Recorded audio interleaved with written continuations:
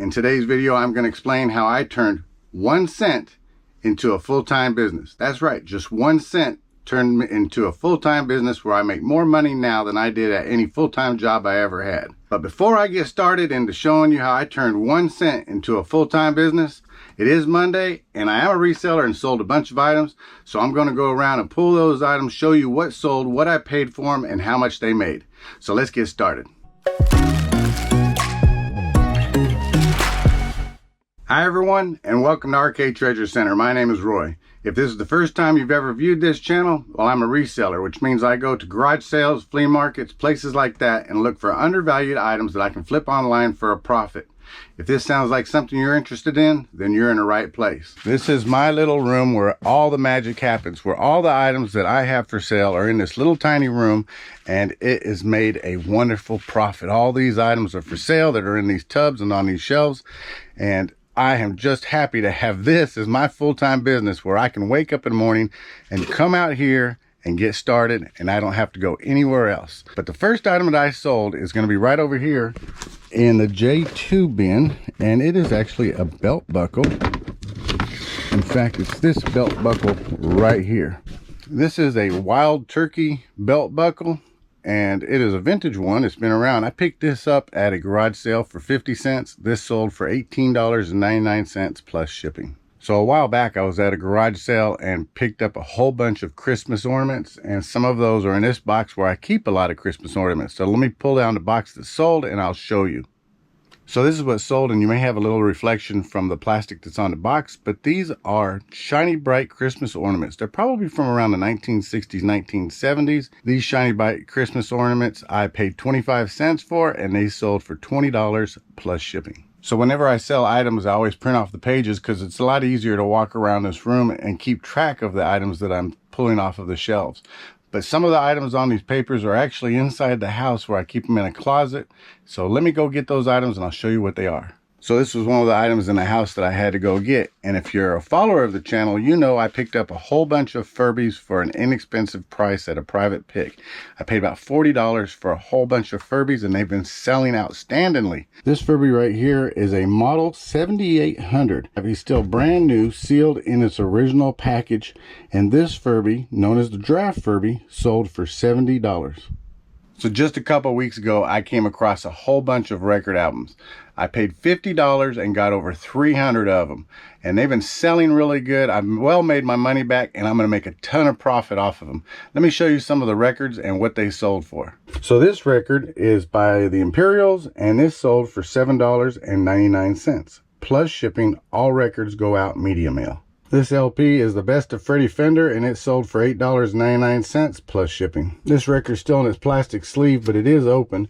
This is Tom T. Hall, and he sold for $7.99 plus shipping. Alright, so I sold this lot of 7 Conway Twitty cassettes, and recently I had purchased that lot of about 300 used cassette tapes for $40. These sold for $7.99 plus shipping. These golf club head covers, which is this one is the one that sold, I had picked up 30 of them for $3 for the box. Well, this one sold for $5.99 plus shipping. So as you can see, they're not big money makers. All the expensive golf club head covers are pretty much already sold out, but I've got a few left, and the smaller ones are still selling. So I'm willing to take the money because I'm probably made well over $150 off a box of golf club covers I only paid $3 for. In these bins right here are some clothing, and we do sell a little bit of clothing, and picked up a bunch a while back, but I got 4 bins full and a couple of them sold. So let me pull them out real quick and show you what they are. All right, so this shirt here is a red checkered flannel shirt. It's a polo shirt. It's got the little polo insignia, which you probably can't see. This is a big shirt. It's an extra large tall. Picked this up at a thrift shop and paid $2.99, $3.99 for it. And this sold for $29.99 plus shipping. So this is a men's dress shirt. This is called Colors by Alexander Julian. This one I probably paid about $2 or $3 at a thrift shop. This sold for $14.99 plus shipping. All right, so you can't see this t-shirt because it's in its plastic, but this is a 3X t-shirt, and you can kind of see the B on there. It says Beekeeper on here. Paid $1 for it at a garage sale. This sold for $15 plus shipping. So when it comes to listing items to sell, I really have to give a lot of credit to my wife because she's been helping out quite a bit. She's the one that listed all the clothes and a bunch of purses and the records and a few other things for me. So she's been doing a bang up job and I really appreciate it. And when it comes to the purses, this bin right here is full of Vera Bradley purses, a couple other different styles too, but this is full of Vera Bradley purses. And I sold one set and it's actually the one on top, so I don't have to dig too far for it. This is a 3 set of Vera Bradley tote and purses, and it's got little pink elephants on there, and I guess you can see them through the reflection of the plastic. These right here I picked up for $5 and they sold for $42 plus shipping. I think I got them at a garage sale or thrift shop. I'm not quite sure where I picked these ones up. I like to sell just about everything.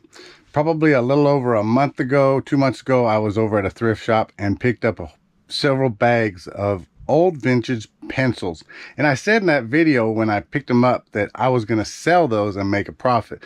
Well, they have been selling really good. In fact, I just sold some more, so let me grab those. They're in this bin right here, and it's these right here.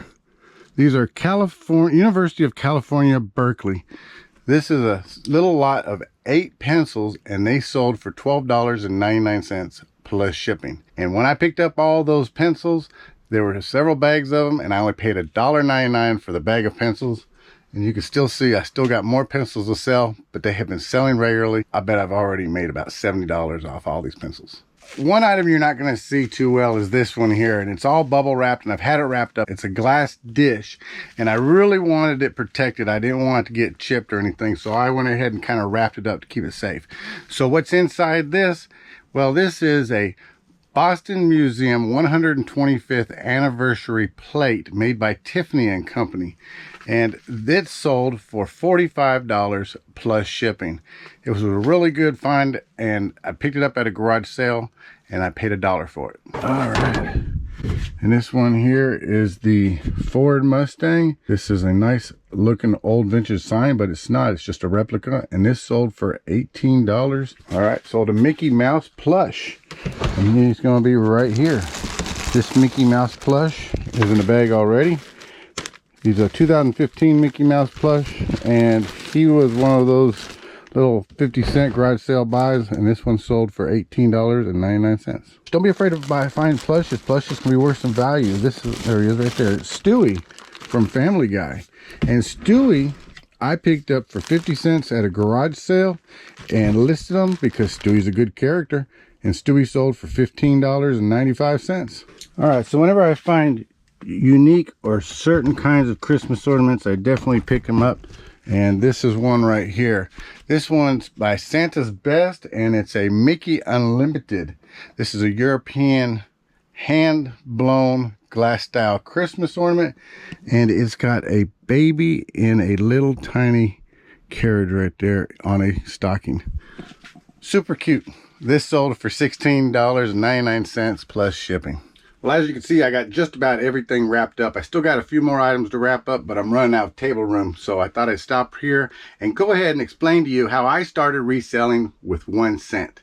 And I really did start reselling with 1 cent. Now, let me start off by saying, when you start off as a reseller and you're brand new, and if you've been just selling online for a while, you probably know when you first start off, it's a little bit difficult because your feedback rating or your customer score is kind of low, or you don't have a good establishment, and people can be a little bit leery about that. Well, I wanted to get my feedback score really fast. So what I did was I had 2 rolls of what they call wheat pennies.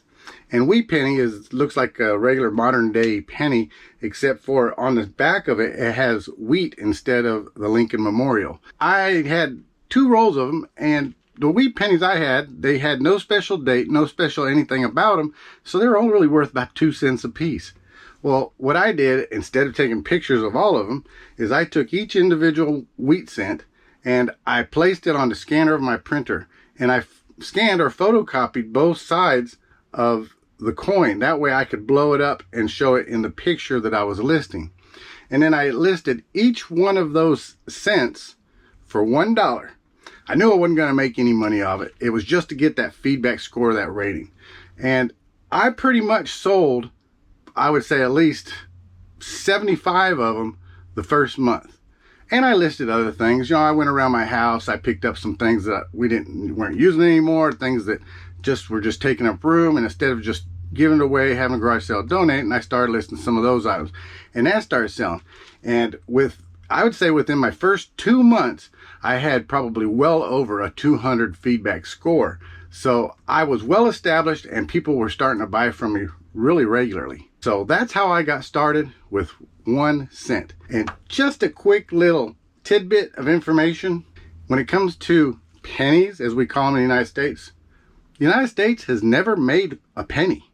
Britain is the only one that makes pennies, or in Europe. All we make are cents. And if you look at the back of one, it'll say 1 cent. The United States has never made a penny. So everything you're calling a penny is not a penny. Does that make sense? Well, thanks everyone for watching. I hope you got some good information out of today's video.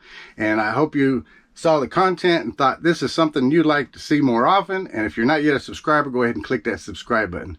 Thank you all very much. Take care. Be safe. Be kind to one another. And have a great day. Bye-bye.